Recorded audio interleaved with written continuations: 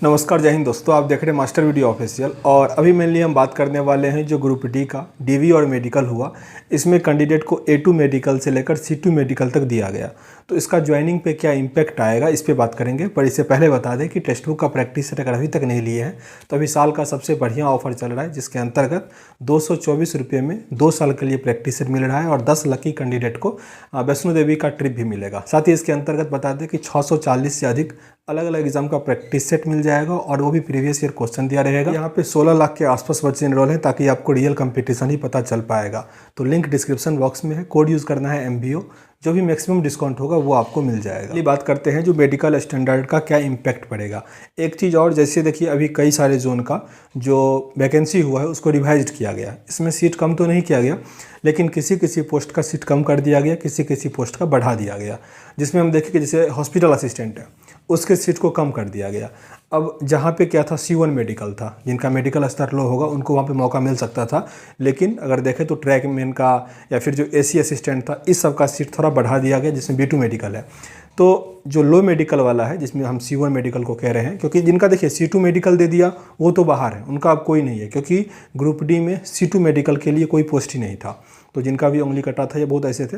और बहुत लोग ये भी कह रहे थे कि सर विकलांग वाला, तो देखिए विकलांग वाला वो अप्लीकेबल होंगे जो फॉर्म भरते टाइम विकलांग वाले करके दिए होंगे, ठीक ना। अब जैसे आप नॉर्मल कैंडिडेट की तरह फॉर्म भरें, आपका उंगली कटा हुआ या कुछ ऐसा है, तो फिर आप उसको विकलांग में नहीं डाल सकते हैं, ठीक ना।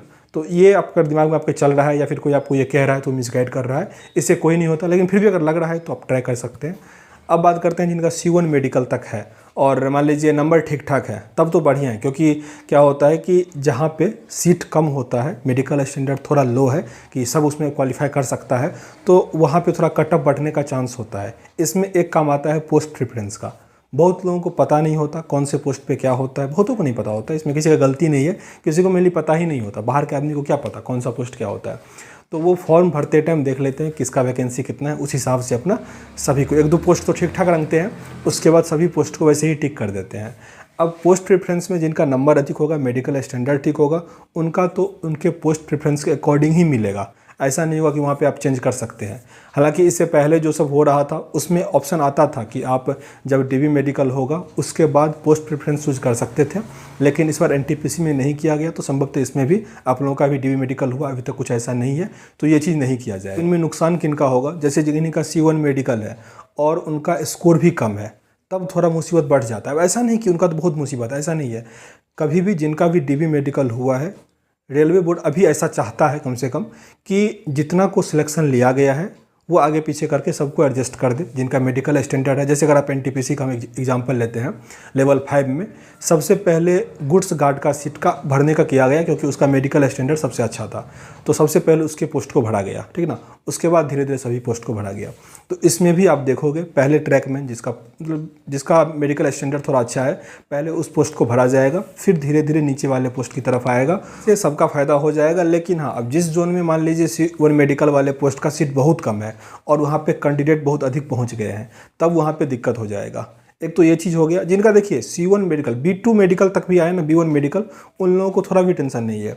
लेकिन C1 मेडिकल के लिए थोड़ा बहुत टेंशन हो जाता है, अगर वहाँ पे सीट कम है तब टेंशन हो जाता है। एक चीज़ और, बहुत लोगों का क्या हुआ होगा कि मेडिकल जो है पेंडिंग में रखा गया होगा।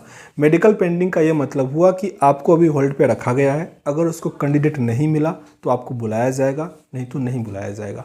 ये 50-50 वाला चांस हो जाता है, तो ये थोड़ा मुश्किल हो जाता है। एक चीज़ और, जिनका भी DV हो गया है, करेक्टर सर्टिफिकेट के लिए अप्लाई कर दीजिए, क्योंकि उसमें टाइम लगता है। जैसे आप लोग ऑनलाइन अप्लाई करोगे तो फिर वो SP ऑफिस में जाता है, वहाँ से वो आपके थाने को ट्रांसफ़र करेगा, फिर थाने से आपको फ़ोन आएगा, आप फ़ोन पे वहाँ पे पहुँचोगे, जो भी पैसा ले या फ्री कर दे वहाँ पे आप, ऐसा होगा। फिर वो SP को ट्रांसफ़र करता है और फिर उसके बाद वो इशू करता है।